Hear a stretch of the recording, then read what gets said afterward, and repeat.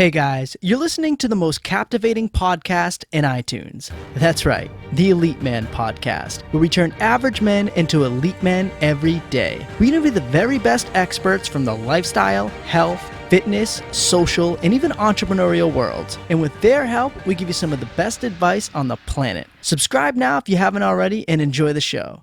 And oh yeah, if you really enjoy it, leave us a review.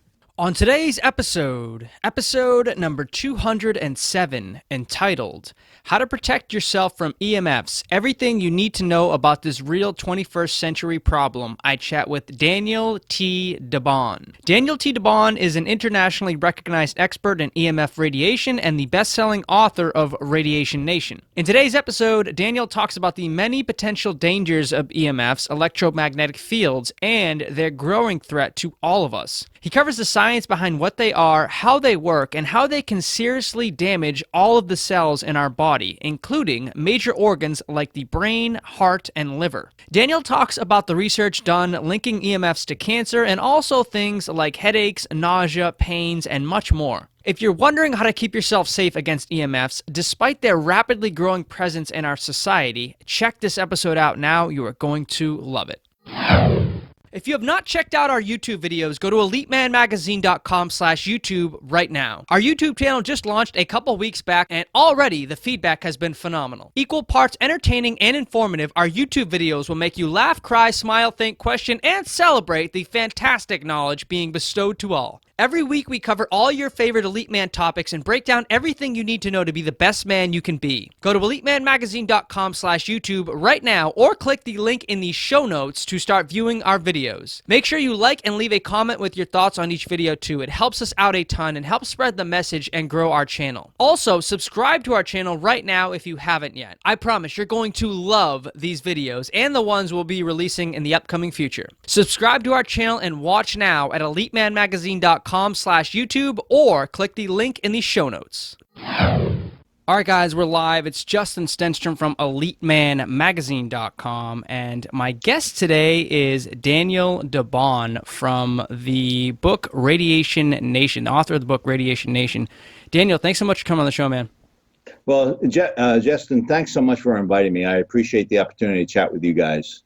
Yeah, I'm really excited. I just told you a minute ago before we started recording, I actually went through your book over the last week or two and read the whole thing. I mean, it's pretty easy read. It's, very interesting. That's the best part of it. A lot of these self-help books, it's like, trying to scratch your nails on chalkboard. It's pretty tough. But this is actually really interesting. It's an easy read. It's also written pretty good. I like the style of the writing, and I just went right through it. I'm actually a pretty slow reader, but I read this book in like 4 or 5 days. So wow. Yeah. Pretty good, man. I was already interested in EMFs before reading the book, but now I'm like even more interested in it, and just really excited to get you on. Well, I appreciate that. Justin, the reason why I wrote it and with my son was because there seemed to be so much information in the scientific community, and somehow no one knew about it. And so I broke off from the things we do. So I made sure that I could write something that was technical in nature, but our reading audience was moms and dads, young mothers who had kids, people who needed to understand this kind of subject matter. So I needed to describe what it was, and then I need to tell them what we know about it, and then what things you can do, because it's not complicated, but why didn't any of us know about it? So that's what prompted me to write the book. Yeah, so what is your background, just so listeners have a better understanding of where you're coming from? How did you get started in learning about this? I know you have a bit of a tech background, right? Yeah, I'll tell you what happened. I worked for Bell Laboratories quite a number of years ago. I was in their product development area, and that eventually led to me writing industry standards for telecom products, and then writing reports about compliance to those standards. So no one really could buy a product in the Bell system without basically reviewing my reports on the performance of their product. So I had a lot of extensive laboratory technical knowledge of the telecom space for years and years and years. What's interesting, Justin, is that I sort of course, I went into the management team and led these groups that did this for years. But about 5 or 6 years ago, the way I deep dived into this space was my boys, my sons. They're not boys. They're in their early 40s, and they had laptops on their lap. And my wife says, "I want grandchildren." And I looked over to her and said, "Nah, the power levels are too low. I know exactly what the potential could be in terms of dangers, but I certainly didn't believe that would be dangerous to be near." So I did some research on the scientific side of this industry, the medical side. I was shocked to find there was actually a lot of stuff. Like, for example, if you use a laptop for 3 to 4 hours at a clip and you have it in your lap, there's roughly a probability of 25% of your male sperm is immobile. So you're less fertile when you have a cell phone or a tablet or a laptop around your lap. And I didn't know that. And so I built them products to protect them, and the rest is history. I got very deeply involved with this, and then we wrote the book. And so I had a lot of background in this space from the actually telecommunications space that I talk about in the book. Yeah, no, that's really interesting. And I mean, there's so many different things in the book that really stick out to me and that really just piqued my curiosity and interest. Real quickly though, just on the laptop thing, because I mean, that's a big thing that I use probably for the majority of my working day is just the laptop right on my lap. Right. What is it about the laptop that actually gives off the EMFs? Is it the heat coming from the laptop, or is it just the Wi-Fi or whatever that's hooked up to it? Well, actually, when you said heat, when you have that high temperature heat near your skin, you can get toasted skin syndrome. That's where it darkens the skin, and typically it's only temporary, but it can be more permanent. So those are the thermal impact from the heat being created by the device as a byproduct. Actually, that's not what I talk about in Radiation Nation. I actually talk about the electronics emitting technology stuff as a byproduct, for example, of the power usage of a laptop. There's extremely low frequency stuff, extremely low frequency emissions that comes out of the laptop at 300 hertz and below. And so there's those emissions that can be potentially dangerous to the user. And then there's the radio frequency stuff, the stuff you mentioned, the Wi-Fi, the connection from your laptop to the cell phone. But believe it or not, the Bluetooth coming from your laptop can also be dangerous because that's also an RF signal. In fact, this may be a good moment to chat a little bit about what is that emission. When you have something on your lap like that and you have a router you're trying to connect to, there's what's known as an omnidirectional signal that starts in a tiny, tiny little ball, opens up and keeps on filling the room until it hits the router. So that is a signal that is looking to connect. And that's a power level that's low, but it's a constant load.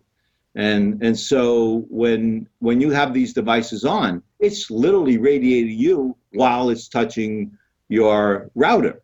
And so we don't think about that much, but if you have Bluetooth and your Wi-Fi on, you have two transmitters that are being inundating the room and touching the devices for communication. So these things are being created by these products we have around us. They're not visible. You can't smell them. You can't see them. But believe it or not, some of us can actually feel them. It's called electromagnetic hypersensitivity. We actually like when you smell gas and you get a response and it bothers you, you get headaches. Well, that happens also with these kinds of exposures, believe it or not, and they call it electromagnetic hypersensitivity. Yeah, is the electromagnetic hypersensitivity. Have you seen that show Better Call Saul? Do you know what I'm talking Yeah. about? Oh, yeah. That's what he was Is doing, that what he right? has? Chuck, his Yeah. brother? Yeah, he has He had the that. aluminum all around him, and, Yeah. and yeah, and that's exactly what it is. And you Wow. know, what's sort of sad. We actually, well, I know people that can't even go out of their house because the exposures like that are just like Better Call Saul. He literally couldn't go out of the house because of his environment. The ambient was so much for him, his body couldn't take it. Wow. So, but you're right. Yeah. He had the aluminum around his head. Yeah, and he had to what was it like de-electrify the like put all the keys and all the electronics, cell phone in the mailbox before people came in his house and stuff, and he Right, all the lights exactly. shut off. Yeah, Yeah, it was yeah, crazy. I thought when yeah. I first saw that a few years ago, I think it came out maybe like 3 or 4 years ago, the show, I thought it was all made up, like it was in his head and it No, was crazy. But then I, read your book and hear some other stuff, and you're telling me now too that it's actually real. oh yeah, it's real, and it can be potentially dangerous. It's when you feel it. But 20% or more of the population in general actually feels the emissions in their environment. Of that, 80% of women. So your wife, your mother, your grandmother, they're all feeling it more likely than a man will, and it's a modern phenomenon that's occurring because if you think about it, Justin, 10 years ago, even 15 years ago, none of us owned telephones. And if you did, you had nobody to call, so you very, very rarely used it unless you were in real estate. And today, everyone has it. 95% of the world has cell phones. So all of a sudden, we're being inundated with all this stuff that literally 15 years ago didn't exist. And that's really why it's sort of important to get a sense about what this stuff is because it hasn't existed in the past. Science doesn't know the full extent of what happens from these exposures, but early indications are it can be pretty serious. Yeah, just quickly on the fact that you just mentioned about feeling it, and then women being about 80% of that 20% that feel it. What is it? What does feeling it actually look like? What are some of those sensations that people have? Headaches. Um, they could have their hands tingle when they have a cell phone in their hand. Uh, their their their head burns when they put a cell phone to the head. They get nauseous. They get tired, fatigued. There's brain fog. There's many, many, many kinds of things that could be symptoms of a electromagnetic radiation exposure.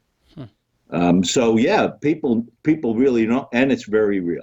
Wow. And why do you think that it is that like 20%, only 20%, which is still actually a lot higher number than I would have guessed, but why do you think only 20% feel it, and why do you think 80% of those people are women? So we're trying to figure those things out as we speak. But generally speaking, there are certain aspects of the body that you sort of have to be healthy about. Um, Here's an example. If you ate broccoli 100 years ago, there'd be roughly 110 milligrams of iron in the broccoli that you ate. Today, you're lucky to have 10 milligrams. So if you look at the body composition from the food we eat that used to have all the balance of minerals, and we don't have them now, there could be potentially an imbalance in the minerals in your body. So with that imbalance, you're slightly more susceptible to others than others are. Your stomach, the gut, as you may know, Justin, is where your defenses, where your immune system sort of originates from. And so if your immune system is degraded because your stomach gut is not as healthy as it should be, you're maybe more susceptible than others. And so there's really weaknesses in our body, modern day, that exists that actually makes some of us more susceptible than others. And by the way, electromagnetic radiation, Dr. Ali Johansen, about a year or two ago, he actually talks about how these radiating signals actually suppress immune system. So if you're already sensitive, you're even more so sensitive under exposures. So. Yeah. So let's talk for a second too about what, because we kind of alluded to it already. You definitely did, about what's actually going on like in the air when these things travel through. There's different types of EMFs. There's different levels of them. Like which one's more powerful, which one isn't. Obviously nowadays, I think our biggest threats from a day-to-day perspective is the laptops, the smartphones that we have that we carry everywhere with, and then obviously like TVs, I think would probably be like the big three, right? Yeah, well, actually, when you get a Roku or you get an Apple for your TV and you use a wireless connection, there's an RF signal, a Wi-Fi signal that's connecting that. If you have you're connecting with a cell phone to the car, so you can hear through your audio system, people calling and stuff. That's a Bluetooth connection and a Wi-Fi connection at the same time. And so, Justin, let's go back a tiny bit, because I'm going to tell you interesting stuff that maybe many of us don't know. Mm-hmm. When we talk about a radio frequency signal, and this is what you were alluding to, by the way, everything is around 2 gigahertz. 2 gigahertz is a speed of the wave that in the air connecting one thing to the other. 1 hertz is 1 cycle per second. A gigahertz is 1 billion cycles per second. So your cell phone is emitting roughly 2 billion cycles per second when you communicate. And so how does that look amongst other things? One thing we haven't spoke about is microwave. A microwave oven is at 2.3 gigahertz. 2.3 gigahertz is used to cook food.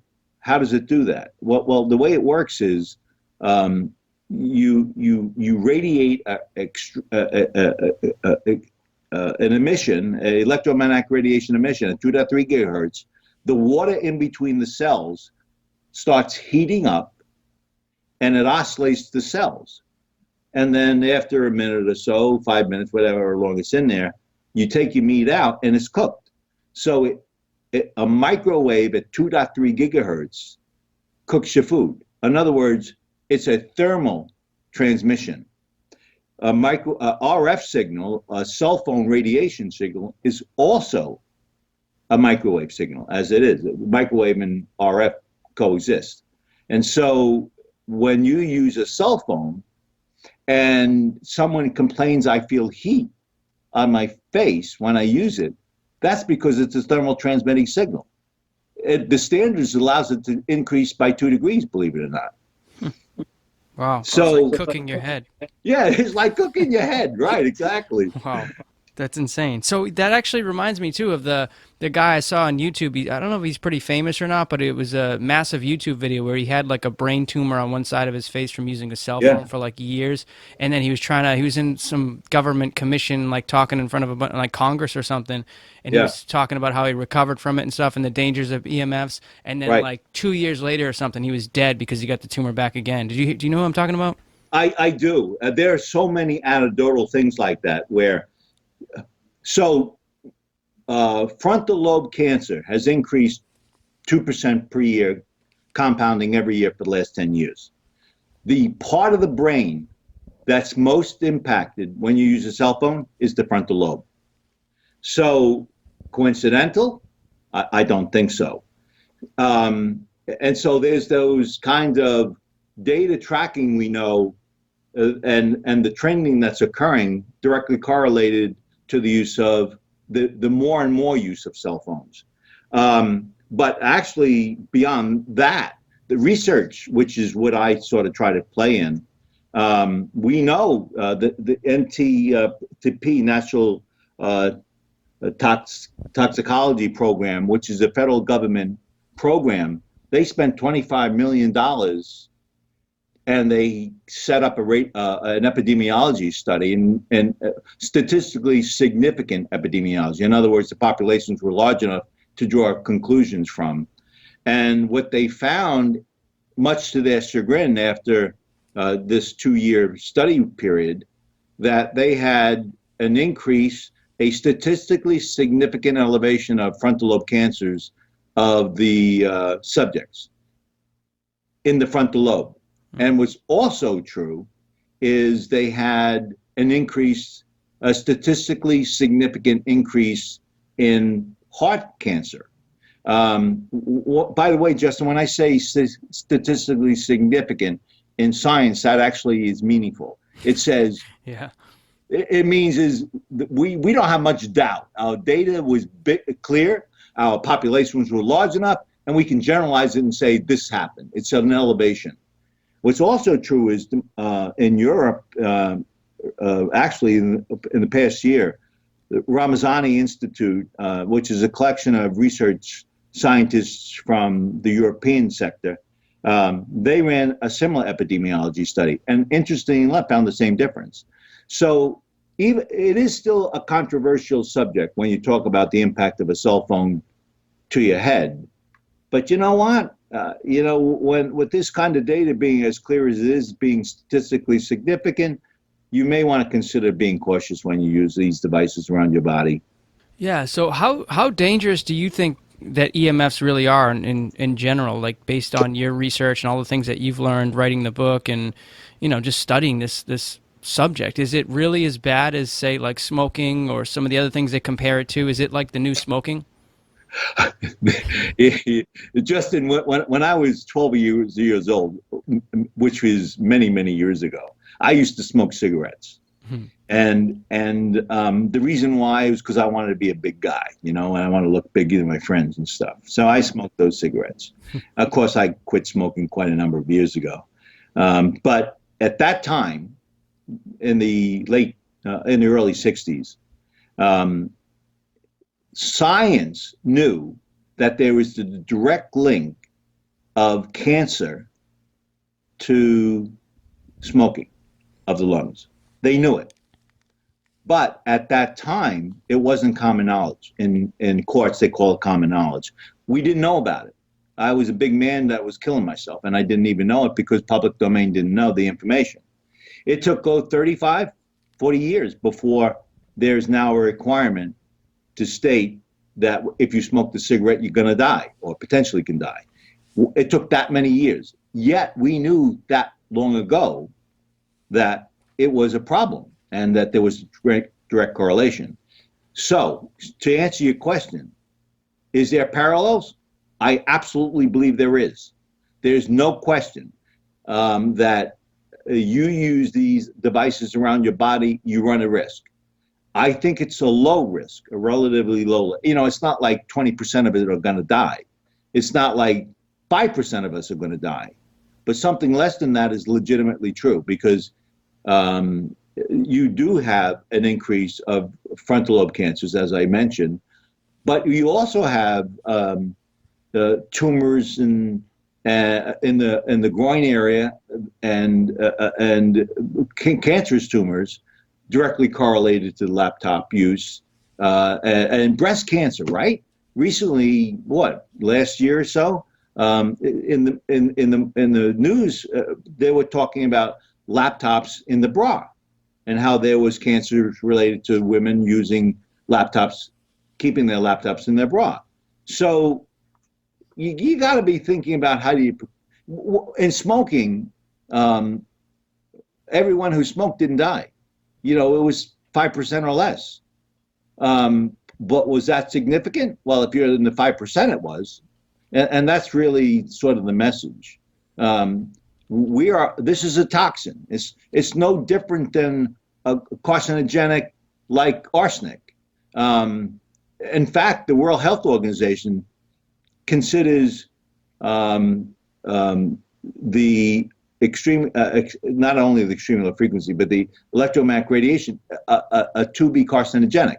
it's a probable carcinogenic, just like other toxins in the environment. So even the World Health Organization knows that there's potential dangers with this stuff. Yeah. And yeah, I mean, just like you said too, I mean, even if 5% of the people that are smoking are getting cancer, just it doesn't mean that smoking is healthy for 95% of people. They're still Right. getting damaged, Exactly. you know, at some Yeah. capacity. Yeah. Remember the 20% I talked about. Right. In fact, I work with the medical community in various programs, and maybe we'll talk about that a little later. But there's one guy. He's a neurologist, functional neurologist, and he called me up on a weekend, and he said my head is splitting. Something has changed in my environment, and so we did this typical things. Are there volatile organic compounds around? You know, are you cleaning fluids you're using bothering you? What is it? And we talked a little bit about it, and we finally ended up talking about his router. He had just moved into an area where there was a new cable service brought into him. And I said, look underneath the router and tell me what you see. And it said 5G, which is the next generation communications for cell companies. And those are very different, much stronger, and lots of stuff about it that people should be aware of. But here's a guy who is so hypersensitive, he actually felt the router, 5G router, when he was in the room before he even knew what the sources was. So that is happening more and more. And we know that the 20% is growing. Some argue it's 30, some argue it's more. I like to conserve it. I've seen research that talks about it at 20 on an average, and that's what I use. Yeah, that reminds me too. I don't know if this is even connected to it, but I remember a few years ago, like I used to travel to this town, which is a few towns over from where I live, and I went there a few times, probably over the course of like a couple months. I probably went there like 4 or 5 times, and just for some reason, every time I went in that town, I got like wicked nauseous and got a Yeah. headache. And I don't know, like I was just kind of, and this was before I even knew about EMS, but I was just like joking about there's something in the air. I'm wondering now if it was like, you know, some kind of EMF thing where there's like, you know, major cell phone towers or something like right in that, you know, town. I don't know what it was, but it was so weird that every time I traveled and went to that, and I haven't been there since, but every time I went to that place, I got like really strangely sick out of nowhere. Yeah, actually, that could be very real. I'll tell you a little bit of a story to sort of calibrate that for you. When I was in Bell Labs many, many years ago, there was a mainframe that was about 500 feet away from me. And I had this acoustical link to this mainframe, and I would work on my computer. That machine was, at that time, the most powerful you could buy. That had major emissions.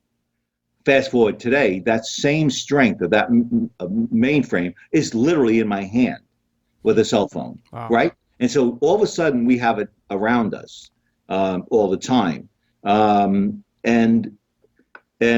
what you were referring to is the congestion or the ambient, how much power of electromagnetic radiation is in the environment. And depending on where you go, it can be a lot or it can be a little. Like if you go out to a safe zone in Utah, that back in the woods where there's no transmitters and all that, you won't feel anything and you'll feel different. You can go into a congested multiple metropolitan area and you can feel it. Why? Because every one of those transmitters are hitting you. And the ambient power level in the rooms are like 1 billion times higher than it was 100 years ago. It didn't exist. Electromagnetic radiation didn't exist 150 years ago. The human body didn't deal with that as a toxin at that point. It didn't exist. So the ground has a DC electromagnetic radiation about 12 hertz, but very, very, very, very, very low stuff. That was the only thing that was exposed to human nature. Everything else is man-made, and it's now multiplying within our environment. Yeah, I remember that picture from the book. I think it was Washington, D.C., where you had like an artist draw up a picture of like what the EMFs would look like if we could see them, and it's like all like smoggy and foggy looking. It's just like crazy, like how much it really is in you know our cities and stuff. Yeah, if you could see how many transmitters are around you, you'd be stunned. You don't even think about it. We were talking a little bit about before, where are the sources of this stuff? Well, you have your Wi-Fi. Your cell phone, it can have a Bluetooth, a cell connection, and a Wi-Fi connection. There are three transmitters coming out of your cell phone. Three. All three of them hitting you. And let's say you have a laptop or a tablet. They can have two or three transmitters. You have the Wi-Fi itself that has several transmitters. You have the Roku that's coming off your TV that has transmitters. You now have your refrigerator connected to your Wi-Fi. That's transmitters. And so the more and more transmitters you have, the worse and worse it gets. So the more likely, the more probable you get bothered from it. I actually like to talk about that as bees in the room. One bee won't kill you. You'll live. 1,000 will. And that's what's beginning to happen in our environment. We're going from one bee or no bees to thousands within our small contained room. And we try to sleep as a result of it, which of course we can't do. Yeah, I got a smart watch a few years back for a Christmas present, and as cool as it was, like I was really into it for like the first few days, and now I'm like thinking like I really don't want to have to be exposed to this all day long. And you're supposed to sleep with it, and it can track your sleep and all this other stuff. It has a lot of really cool features, but it's like, man, it's just adding so much more like EMF to the constant EMF I'm already exposed to. So I actually got rid of it. I gave it to a nephew of mine, but. Man, yeah. Even the cell phones, like when you're sleeping. So I shut my Bluetooth. I never use Bluetooth on my cell phone anyways, but I shut that. I make sure that's always shut off, and then I shut off my Wi-Fi right before bed. But you're saying the cell signal too, the cell transmitter. I mean, is that still causing EMF exposure to me too while I sleep? There's no question. We'll talk about sleep and what you must do in sleep, because it's screwing around with your melatonin. Your body's natural rhythm, the circadian rhythm of the body, is being mucked around with by these transmitting signals. So you're getting sleepless, you're having problem going to sleep. Well, that's because you got a transmitter right near your head beating you up before you go to sleep at night, right? I had a radio lady I was talking with one time, and I was telling her, take every transmitter out of the room, including push the clock away from you, because even that generates an emission. A byproduct of the AC travel operating actually generates emissions. Even they're low, but there's emissions. And she was being very polite to me. And she said, okay, that's a good idea. Thank you so much for that. About a month later, she called me up and she said, I can't believe it. My husband and I are sleeping. They had all their cell phones next to their beds. And it was truly interfering with the sleep. And so it is really, especially when you sleep, the idea of what you had, Justin, where you turn off the router before you sleep, that is really, really a good idea. You really, if you're not using it and you don't need it, get a timer or turn it on and off. I have a timer on mine. It automatically goes off whether I turn it off or not. It will go off at 10 o'clock. I go to bed early. And so, simple things like that are important management of your surroundings to ensure that you minimize these exposures. I had a yoga teacher who came to me one day with the same armband as you said. Mm-hmm. And she said, look what my new Christmas present was. And I said, what are you, nuts? I'm an expert in this space. What's wrong with you? And I had the same conversation that you had with yourself. Do you really need to have that exposure? Some of these things they poll only very rarely. And those kinds of things are fine. But if they're constantly polling each other with your cell phone or your tablet, you really don't want this stuff around. And let me tell you why. Okay, you used to play football, let's say, right? You got hit and you're concussed. Your blood-brain barrier is down as a result of that concussion. What does that mean? I'm going to explain how an emissions can now touch your brain easier. A cell phone is about 1.6 watts per kilogram. That's the power level. When we were talking about Bluetooth, that's about 0.3 watts per kilogram. And so these are fairly low power levels that are hitting your brain. Research shows if you're concussed and your blood-brain barrier is diminished, 0.1 watts, 15 times less than the standard cell phone, can mutate or damage, DNA damage the cell, the frontal lobe brain cell. Believe it or not. Wow. So this is legitimate science by qualified biochemists and running sophisticated laboratory studies that have concluded these kinds of things. Part of the problem is we don't have enough data on replicated results. And so that brings some doubt to some people's thinking. But if I tell you, if you're concussed, I would recommend you be very careful. Yeah, stay away from all EMFs at that point. When I'm sleeping in, say I shut the router off and I go to bed, should I just keep the cell phone completely out of the room? How powerful is that cell transmitter signal that as far as EMFs go? Okay, that cell phone is potentially connecting to a cell tower 5 miles away. That's to give you an idea of what that level of power can do. It can go 5 miles. I have a rule of thumb about all telecom stuff around us. When you have something to your body, a laptop, a tablet, cell phone, that is the most dangerous potential to the body. If you're 1 foot away, 80% of the danger is gone, believe it or not. Just by being 1 foot away. By 4 foot, 98. The power levels drop off substantially from those devices. So simple management for protection for yourself is by push it away. Being away from you makes you more safe. So now I'll answer the bedroom question. So at a minimum, I would keep it at least 4 foot away.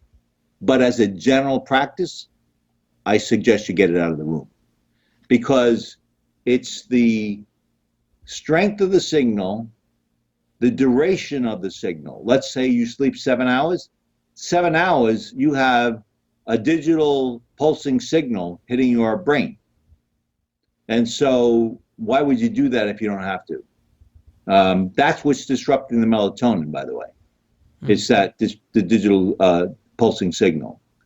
And I would keep it out of the room as a general rule. Okay. But if you can't, keep it away 4 feet at least.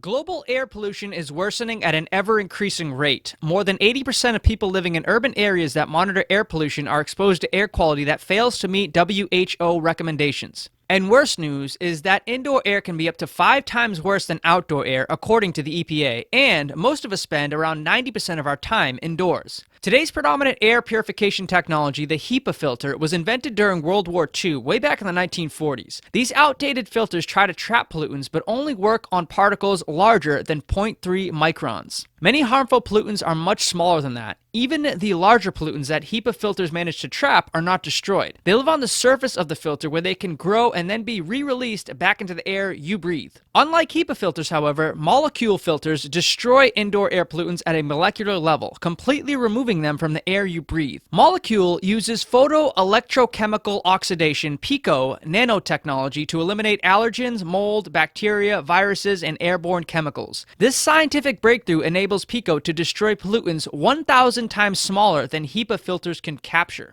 Molecule introduces a breakthrough science that is finally capable of destroying air pollutants at a molecular level. In a study of 49 allergy sufferers presented at the American College of Asthma, Allergy, and Immunology, Molecule's technology provided dramatic, statistically significant, and sustained symptom reduction within a week of use. The results have transformed lifelong allergy and asthma sufferers' lives. One customer even said that she was able to breathe through her nose for the first time in 15 years. Molecule's technology has been personally effective and verified by science, but most importantly, it's been tested by real people. Molecule has already helped allergy and asthma sufferers around the country better cope with their conditions and significantly reduce their symptoms. For $75 off your first order, visit molecule.com and at checkout enter Elite Man. That's molecule.com, MOLEKULE.com, and the coupon code is Elite Man at checkout. What about, here's a question too, what about if some of these devices are off? Like I also have a laptop on the other side, like the corner of my room, that's shut off. What about if the cell phone is shut off? Are they still emitting signals? Well, what you can do, Justin, is you can turn it off. But if you want, you can put it in airplane mode, right? Okay. You can put it in airplane mode, and what that does is actually prevents the cell phone or the tablet or the laptop from transmitting a signal. So by turning it and putting it into airplane mode, you minimize exposure dangers pretty well by turning it on airplane mode. Okay. So it actually... So you don't even have to turn it off. Yeah. So long as you're diligent in turning it to airplane mode. It's still letting off some EMFs just because it is Yes. an electrical device, but it's very, very minimal at airplane mode. Is that what you're saying? Yeah, exactly. Remember I talked about the 300 hertz and below? That's the extreme low frequency stuff. Mm-hmm. There's a DC emissions just by the fact that it's on that's emitting, but it's quite low. The real dangers are with the transmitter that's in that room, which is the RF, and as you point out, just turn it off, and most of the danger is gone. Okay. You know what's interesting too is a couple of years back, probably 2 years ago, I looked up. Actually, a friend of mine suggested this website that you probably know of it. It tracks like all the cell phone towers in your area. Yeah. I forget what's. Yeah. I don't remember the name. Yeah, I know exactly what you're talking about. I'll find it for the show notes and add it in. But basically, you just type in like I think your city or your zip code or something, and it has like all the major towers and even like the smaller ones that like businesses have. Right. But I have a tower, a Sprint tower, about a mile and mile 0.2 or something away from my house, which is actually pretty close, and it's a pretty big tower. So kind of like your friend who had the 5G set up there, what do you recommend for someone who can't escape that kind of thing, can't shut off just a simple device because it's already in the air? Yeah, I generally tell people not to panic because of the distance. You know, when you have a neighbor that has a Wi-Fi and you can see it from your devices, that's a pretty weak signal, and there's nothing really you can do about it. Mm-hmm. If you're electric hypersensitive, some people can feel that. And I coached a more extreme approach. It's not you have to prevent the ambient within your environment from PAL levels that are too high. And the way you do that, you remediate walls by creating conductivity paths for the RF. There's a lot of things you can do, but that extreme is extremely rarely needed. Most of the time, it's the stuff that's more close to you that's bothering you that you really got to make sure you take care of. Yeah, that's interesting though. Real quick, what would those walls be built out of for being less conductive to electricity? Well, you can have a concrete wall and go right through it. You can have a wood structure; it goes right through it. Wow. Right? Yeah. Because when you use your cell phone at home, you're contained by stuff. Yet you're still talking. So that means the RF signal found its transmitter. And so those kind of materials actually don't mitigate those signals much at all. One of the things it brings up, though, you were talking about proximity to cell tower. We know through research over the last few years that if you're within, I think it's 2,000 feet, maybe less, maybe it's 1,000, you are 3 times more likely to have a cancer, believe it or not. Yeah, wow. So we're beginning to know, like this stuff, when you're really, really close, it's not so good. So to answer your question, what you should do, believe it or not, I was in one conference and I told the lady to move.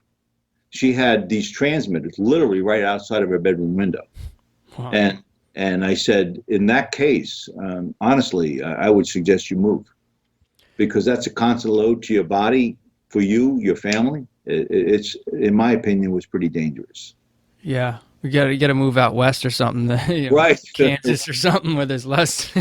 Right, It's kind of scary though. It's like, the more technological we become and the more these cities become, it's you can't escape it. Like no matter where you go, it's just going to be more and more. Like the more we get into the future, they got to come up with something. And you guys too. I know I want to talk about that in a little bit too. But I know you guys have some products. But people like you, companies like you, have to come up with something that Yeah. is very effective for just like blocking your house out from all the crap around you, and especially if you're in a big city. Right. And actually, that's where she lived. It was an apartment building, right? Yeah. And they had a tower. They literally put right outside her window. You're right, Justin. The technologies are evolving really, really fast, and there seems to be less regard and concern of the health of the individual using the technology. So let me talk a little bit about that, okay? When you talk about a cell phone today, you talk about something that's referred to as 4G. All it is a reference to, this is the fourth generation of technology that telecommunications is offering for cell phone communication.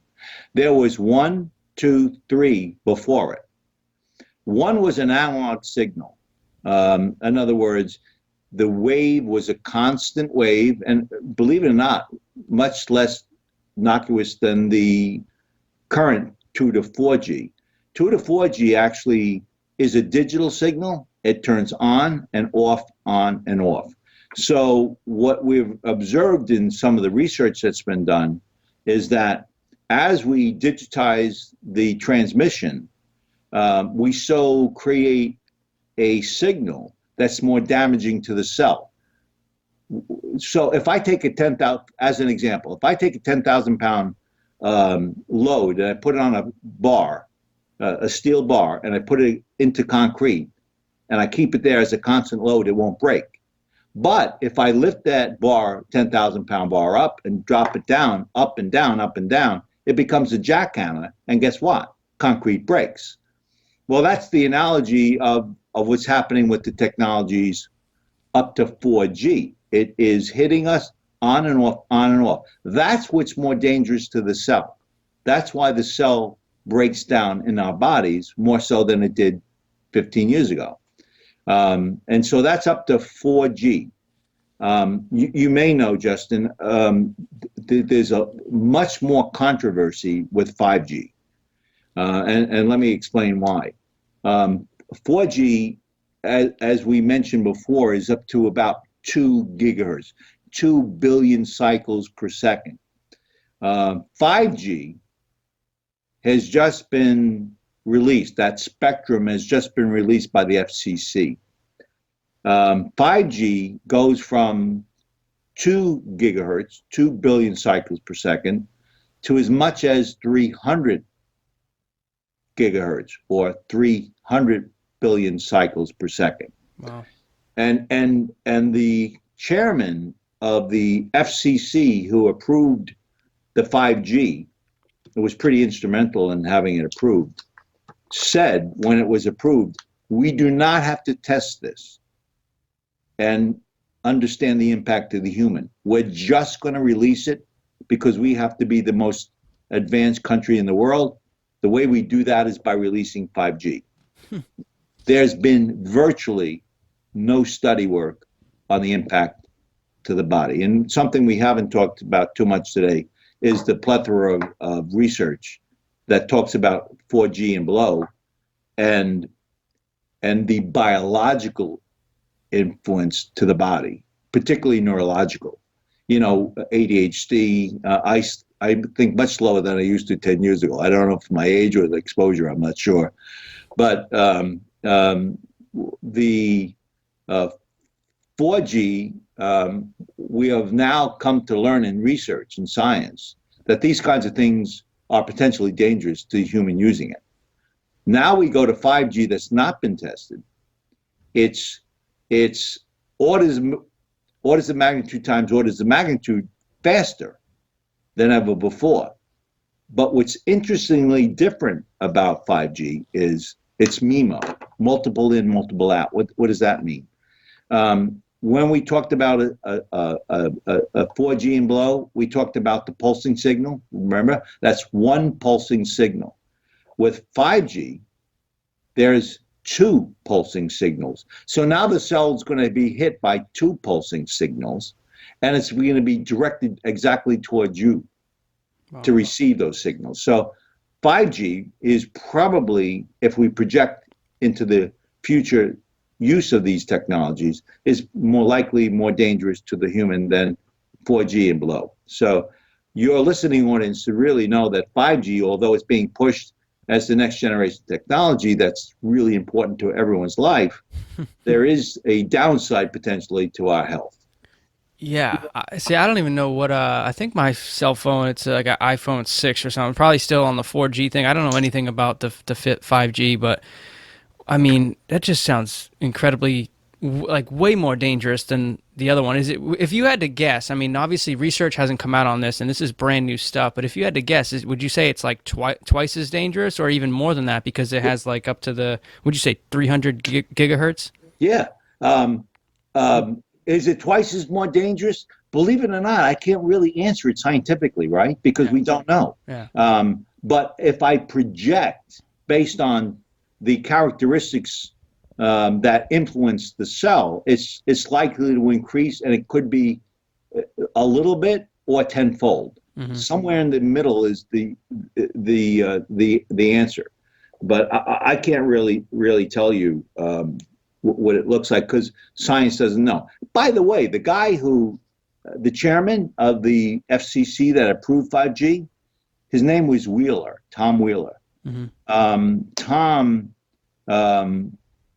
30 years earlier, was the head of the CTIA. That's a consortium group that represented the mobile industry. So here he was as a private citizen representing the cell phone industry, and he then went on to become the chairman of the standards body defining what technologies are deployed in the industry. So I don't know. It's pretty ridiculous. It's fox in a hen house. Yeah, that's like the pharmaceutical companies that get in charge of the health organizations in America and stuff. They start passing out all these laws, and it's crazy. It really is insane. Right.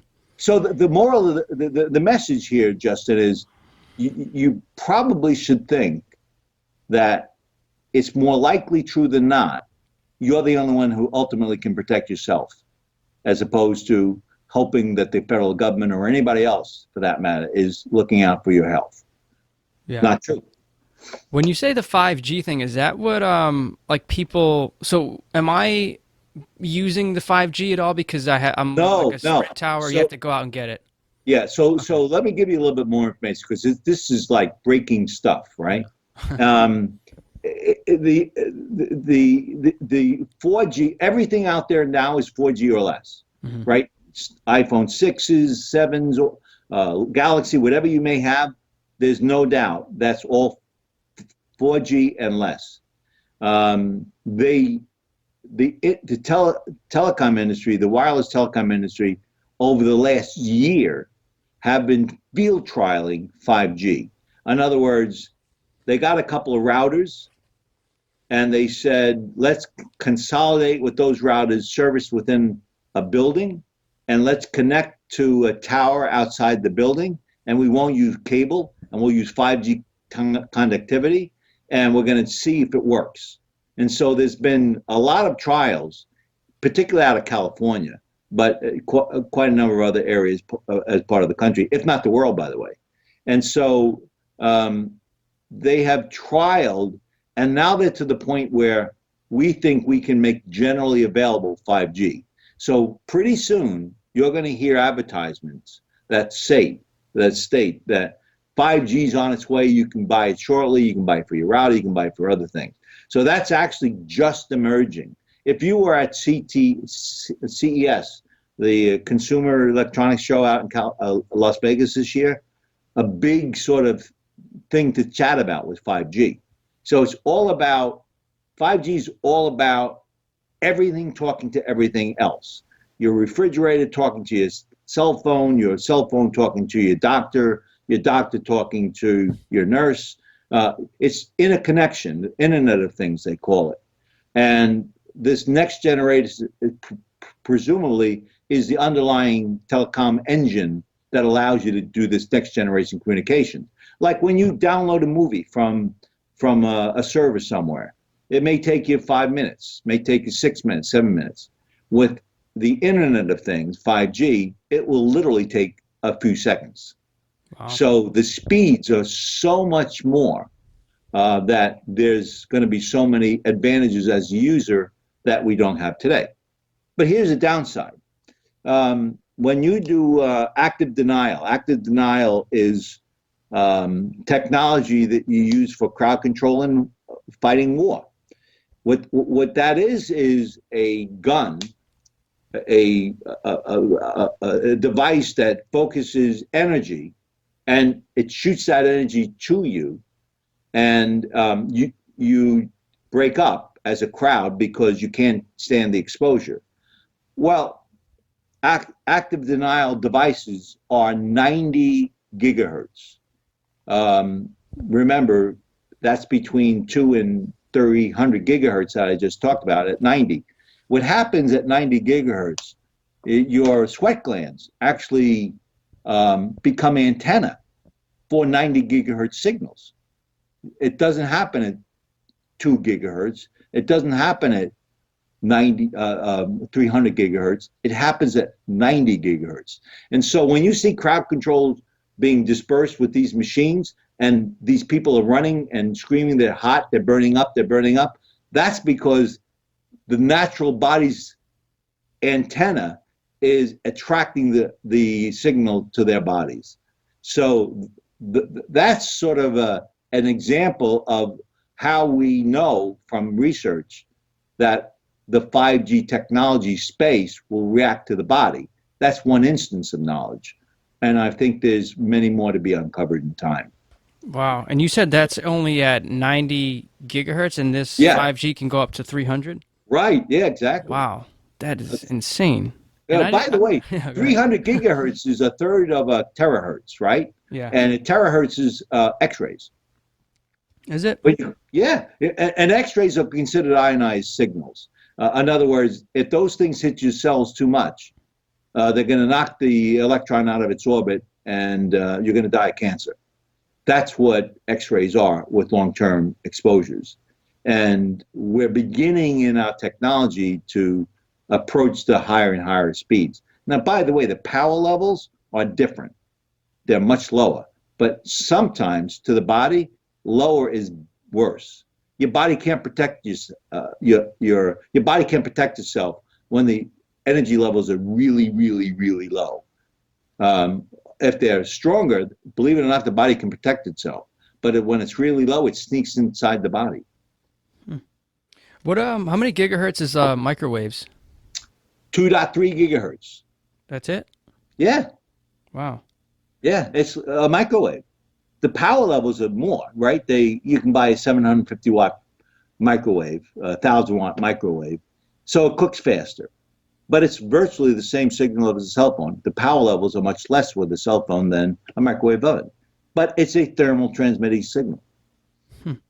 So the power does matter in that case, then? Yes. Okay. Right. Okay. But by the way, people ask me about that. Is a Bluetooth safer than a cell phone? In other words, a cell phone is 1.6 watts. A Bluetooth is 0.3 watts. Almost orders of magnitude less. The answer in science is no. We don't know of a difference. So you can't say I'm safer with Bluetooth than I am with cell phone. I'm safer with Wi-Fi than I am with a Bluetooth. You can't say that because we don't have enough research that differentiates those signals and the harm to the body. But in your view, what do you think? Oh, there's no doubt all of it's dangerous. Remember I told you about the concussion? Yeah. Yeah, that's when I went nuts because I found actually research that Yeah. talked about dot 1 watts doing DNA damage to a cell. That's Wow. not much power. Wow. I wonder how much more damage is really happening to people, and they have no idea what's even going on. Oh yeah, I work with a bunch of physicians and stuff, and when you talk about cancers on the up, there are so many factors in our environment. No question, the toxins being introduced, the chemicals in the air. There's so much more of that stuff than 50 years ago. Twice, 10 billion times more than 100 years ago. So we know there are environmental changes in our environment, but one of them that some are beginning to believe is the most significant with the most long-term negative impact is this emissions that it's introduced in our bodies. And ADHD, um, Alzheimer's, we have direct studies that correlate these kinds of diseases to exposures. Um, and for example, when kids are using their laptops in school, 0.5 watts exists roughly in the classroom for 7 hours a day. That's known as an ambient power level. And those power levels are radiating the kids that whole time. So is there any wonder by some neurologists that there's neurological impacts where behavioral problems, ADHD, and a myriad of other neurological symptoms, and many of the physician groups that specialize in neurology are talking about this being the new disease triggered by the exposures around us. Where does that .5 come from? The transmitters. When remember I talked about the bees in a room. Yeah. When you have all these transmitters in the room, 50 transmitters, and then you have the the commercial Wi-Fi's that are around the classroom. All of that power begins collectively building. And so that environment, that room is now 0.5 watts. If none of those transmitters were in there, it would be less than 0.1 watts, more like 0.001, 1/10 of 1.1 watt. So by introducing all these technologies, we're increasing the power levels in the classroom with kids. What's the long term? No one knows, because no one's been able to do statistically significant study. But we do have individual studies that substantiate the claims that there is dangers and there's linked to these neurological problems we have in the classroom today. What do you think of them? This is just totally, science fiction right now, but what do you think of them making some kind of invention that like sucks up all the EMFs in a room and like just brings it to like one spot, almost like like a fan or like a humidifier, a dehumidifier in a room, just sucks up all the EMFs. And is that something that you could see being possible in like 20 or 50 years? Actually, no. I actually, to solve the problem, it's likely not going to be sucking that stuff up. Give you an example. When you have extreme low frequency stuff, the stuff in the walls, the stuff from your clock, the stuff from your hair dryer, that's not attracted to ground. So if it goes into the air, it doesn't look for grounding within the environment. In other words, it doesn't find a path to be grounded to your earth. RF, on the other hand, like radio frequency stuff, it will look for a path to ground, but it diverts some of the level energy, not all the level energy.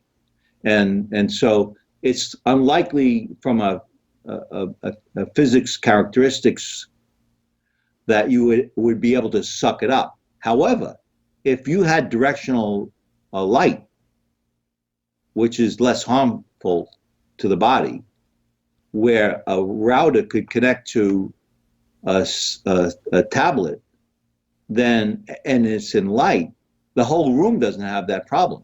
It's now directionally connected. And there are actually, believe it or not, technologies already that are being trialed that bring that kind of approach to the problem. And I'm encouraged with that. So does that like redirect the EMFs?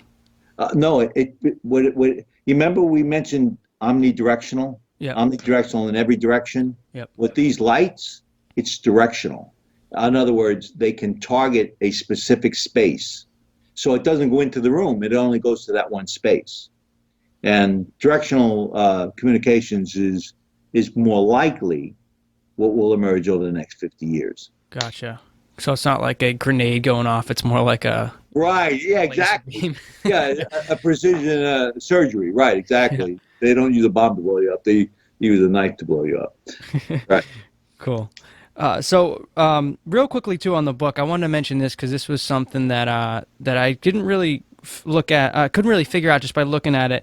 But it was it was one of the chapters with the picture on the different types of EMFs that we're exposed to, and there's like a line, basically a diagram of each one, and you have like nuclear on the far end, and then like X-rays next to it, and then yes. It's ultraviolet, looks like kind of sunlight, and then visible light, and then microwaves and radio. That so.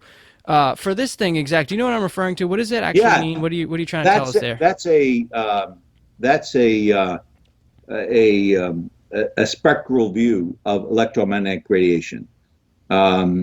It goes from zero, which is extremely low frequency stuff we were talking about before, and the other side is gamma rays and X-rays, and all of those things are electromagnetic radiation.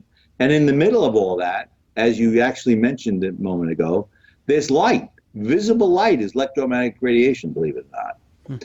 And which I say, I'm glad you brought that up. You may be hearing these days about looking at a screen and hurt your eyes. That's becoming more and more of a chronic problem for more and more use of us looking at screens.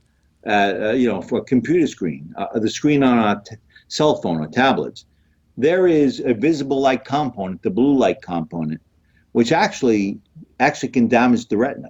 You can have premature macular degeneration as a result of excess exposures. You can have dry eye. So like if you, I don't know if you're a gamer or not, but gamers use these filters to filter out the visible light, and it's the blue component of the visible light that's shielded. So it's actually pretty important to shield that out, particularly at night. If you're looking at your tablet or cell phone or anything at a long period of time at night, it's really disrupting the circadian rhythm, as we talked about before. And so it's not just electromagnetic radiation in the form of laptops and tablets, but in the visible connection to the screens we see when using these devices. Yeah, like the blue light blocking glasses and stuff they have. Yeah. That's what it's about. Yeah. So really, you should think about it, particularly if you look at this stuff a lot. What about night? What about like daylight? Or if you walk outside, you're not around any city, you're out Midwest Kansas or something. Are you still getting EMF exposure just from the sun? Yes, but you know what? Remember we talked about the body being able to tolerate high amounts of it? Yeah.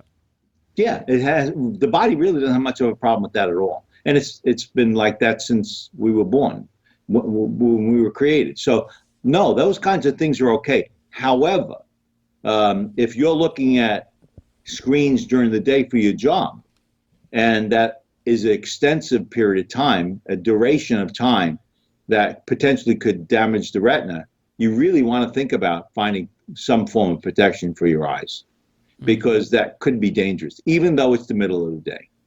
Yeah. So what do you recommend? Let's dive through some of these recommendations that you have and some of the products you actually have created, which are really cool for protecting yourself. But first things first, what about the people that sit on a laptop like me all day and do a lot of their work either from home or in the office and they're staring at the screen? Do you recommend they try like blue light blocking glasses or some of those other things, like the screen things you put over your screen? Yeah, actually I do. But what I first say is it's the time you use it, the duration, the strength. There are only a few components of that you should really be worried about. If you're using something for 3 minutes and you walk away from a laptop, you don't have to worry about any protection because you're not really being exposed for a very long period of time. However, if you're going to look at a screen for 7 hours a day, you definitely want a blue light shielding that prevents the blue component of that light coming through to your retina. You definitely want a screen that protects if you can find it on the monitor, but you don't need both. If you have the glasses, you're fine. If you have a laptop in your lap, take it off. Put it on a table. That little bit of distance is really going to keep you safe.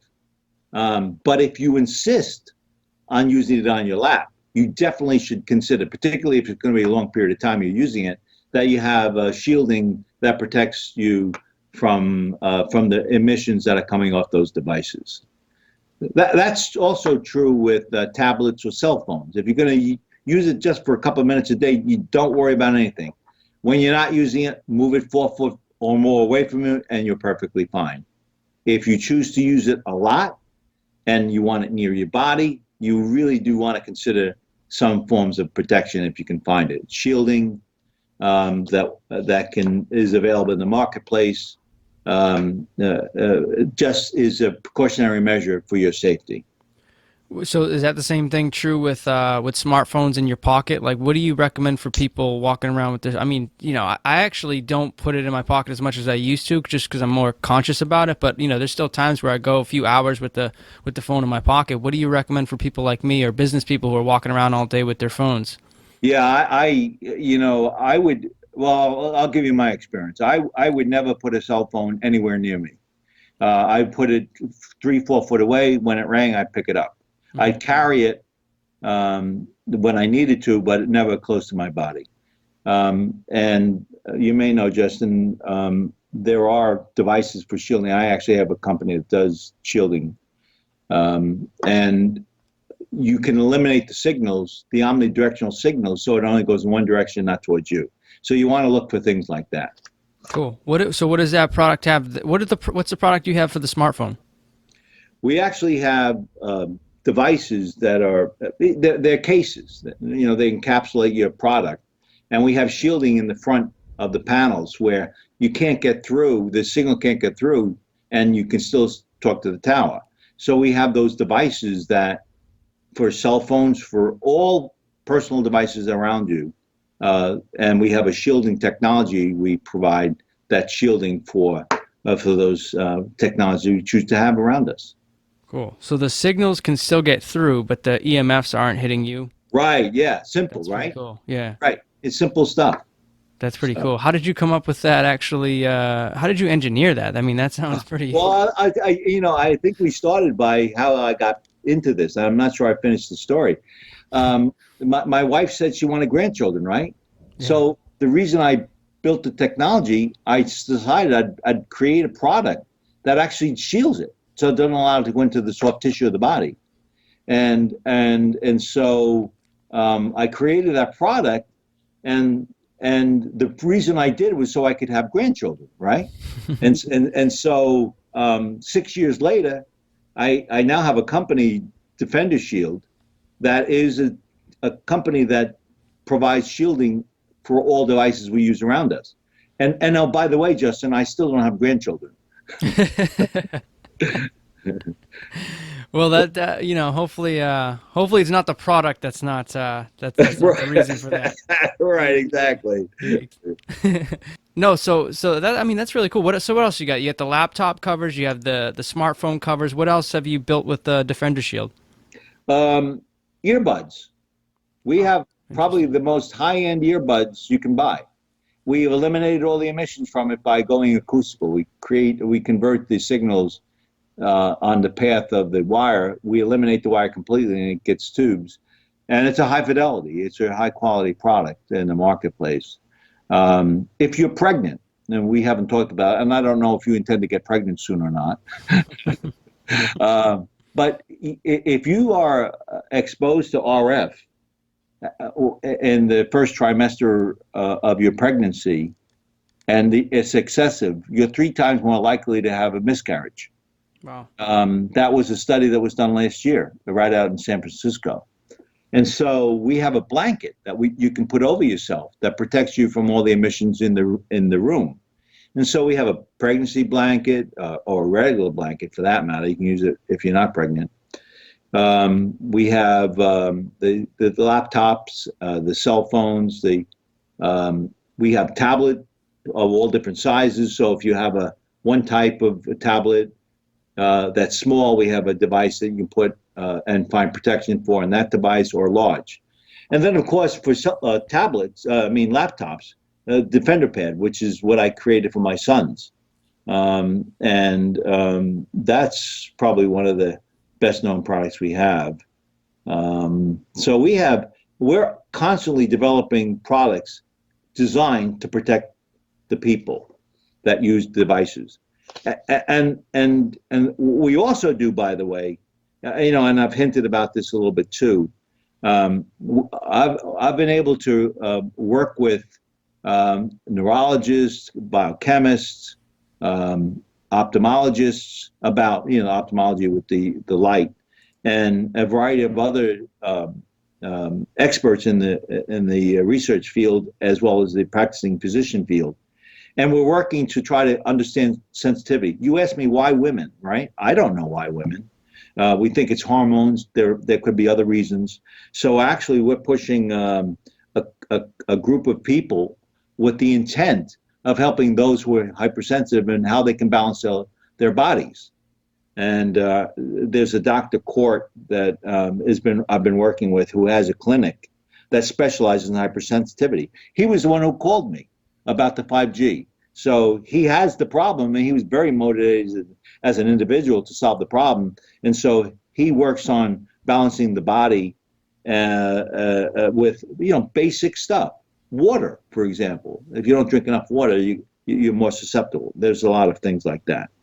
And so Dr. Quartz has this clinic out in the West Coast, in the northern part of the West Coast, that operates a clinic for these things. And he's correlated with a stress reduction strategist, a Jeanette, and they're actually finding ways of helping those who are hypersensitive. So we're trying to evolve that, and we're hopeful that we can find practical ways to help go beyond what we currently do to help those who are without having to put the aluminum on your head, right? And so because there's things you can do, and so we have a lot of things going on. Yeah, no, that's awesome, man. I just pulled up your website. It looks like you guys are really crushing it, and you got some really cool products. Have you done any little like research or any studies, or have you figured out like how effective your, like, say I'm looking at the cell phone case one right now, how effective that is at blocking out the EMFs? That's use it. Yeah. Justin, that's a great question. As when we started off, as you know, I actually ran the technical laboratory for the Bell system. Mm-hmm. And so I was pretty knowledgeable how to make sure what I said would be what it does. But you shouldn't believe me, right? How can you believe someone who tried to sell you something? So I actually went to an FCC lab. There are dozens of them in the country, U.S., and they certify products for compliance for the federal government. And the government won't buy it until it passes through these labs. So I went into a company, independent laboratory, the FCC certified laboratory, and I asked them to test our product for its efficacy. Tell me what it does. And so when I make claims on our website of how our performance is, you're actually looking at the test results from the FCC, an independent laboratory. And I have it on my website. If you want to see how we do, look at the website. So that's how you know that the claims are what the claims being made are what they are based on study outside of an independent laboratory, not my labs. And so they are. I mean, I haven't been able to pull up the studies, but they are very effective at lowering and reducing that EMF exposure. Oh yeah, actually, it was interesting, Justin, from an engineering point of view. we had to eliminate the 2 gigahertz stuff, roughly, right? Mm-hmm. But we also had to eliminate the 60 cycle stuff, the 60 hertz stuff, the extremely low frequency stuff. And those are diametrically opposed shielding problems. But we were able to do that by using a series of multiple layers of materials to provide the ultimate protection. No, that's awesome, man. Just another minute, and then we'll wrap things up, man. I really appreciate your time. This is Oh, such no a fascinating No interview, man. I could really talk all day about this stuff.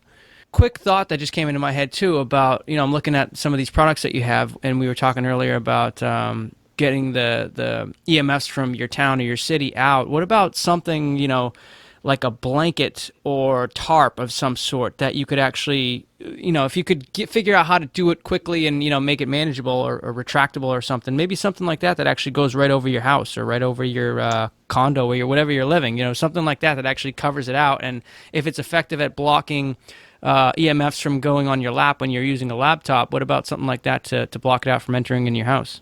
Actually, that's very real.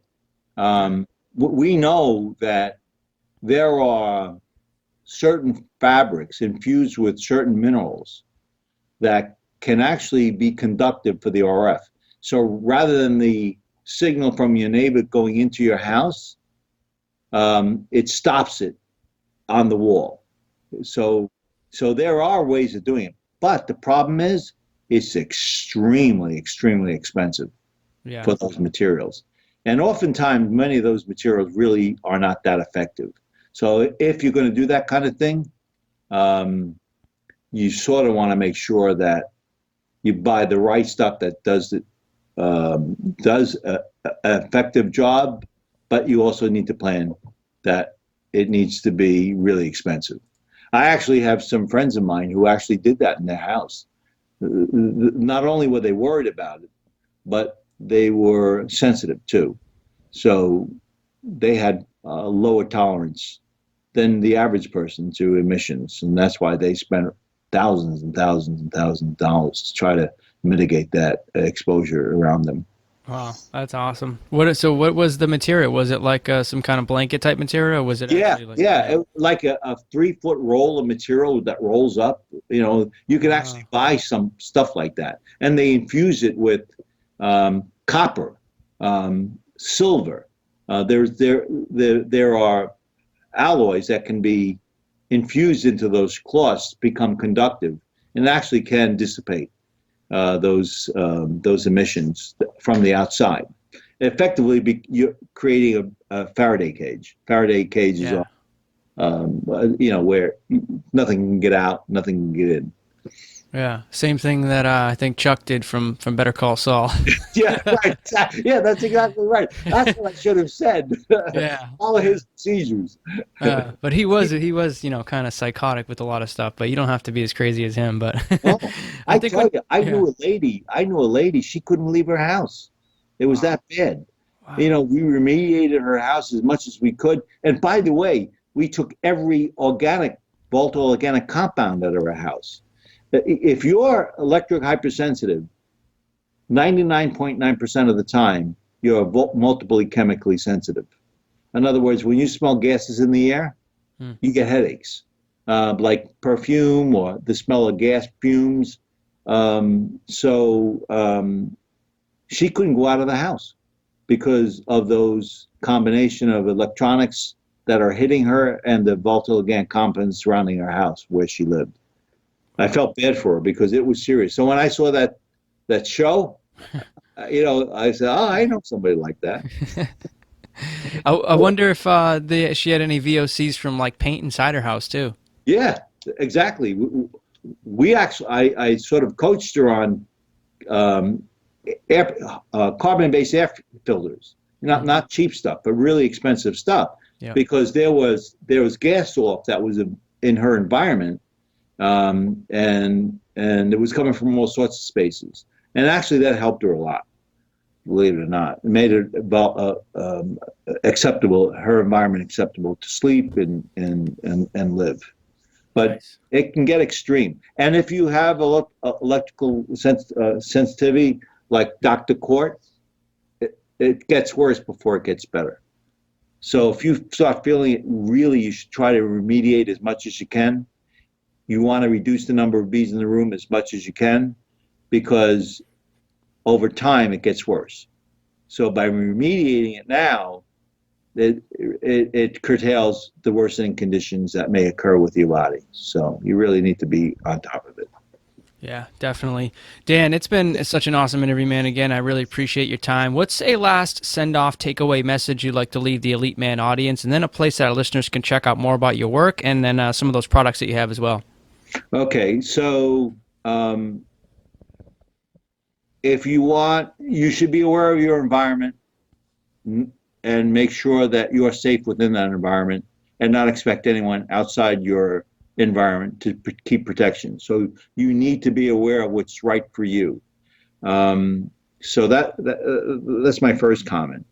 The second comment is you should be as aware of what's going on in legislation and other areas on new technologies that are emerging that may or may not be as effective as they said, and certainly can be more dangerous than what we currently use. So you may want to be a little bit more aware of the things that are happening in the environment. You want to go to DefenderShield.com. DefenderShield.com was a company I began for my sons, literally, and I did not expect to do this as a business.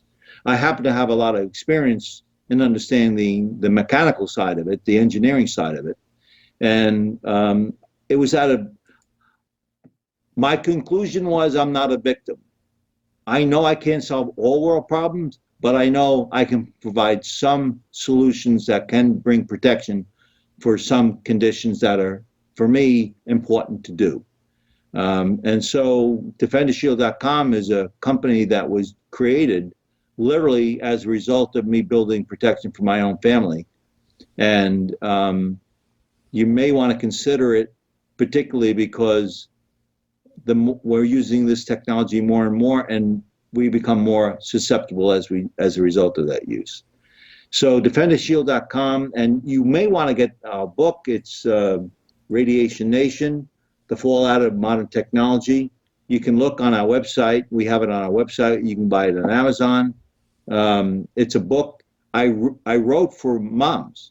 I wrote it for grandmas. I wrote it for people who are looking to protect their family in a way that was understandable. I took all technology terms out as much as I could, and I tried to make it so we all understand the environment.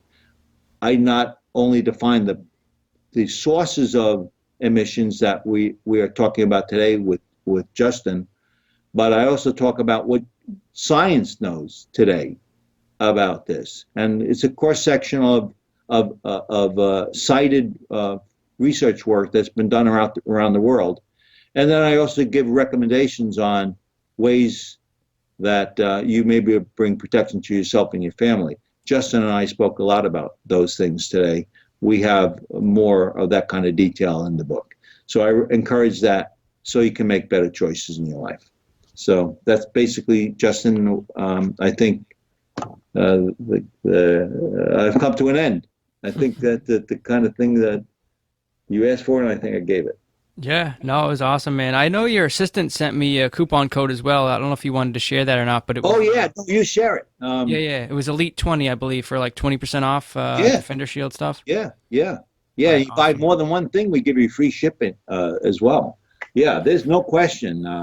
If it were up to me, I'd give stuff away because I really do think it's that important. It is not coincidence people are dying of frontal lobe cancers, and there's something you can do about it. You can't solve world problems, hunger problems, other problems of the world, but you certainly can make choices about this kind of stuff. You got to see it and recognize it a problem and do something about it. That's what we try to offer, ways of you're not a victim. No, I appreciate it, Dan. You're a good man, and I appreciate all you shared with our listeners today. And guys, make sure you check out his book, Radiation Nation. And also, if you're interested in any of those products, use the coupon code ELITE20 at checkout and get 20% off. I'm going to go through it right now and probably pick myself out a couple of things. So, Dan, man, it's been a pleasure. Take care, and I'll talk to you soon. Thanks so much, Justin. Really appreciate you giving me the opportunity to chat.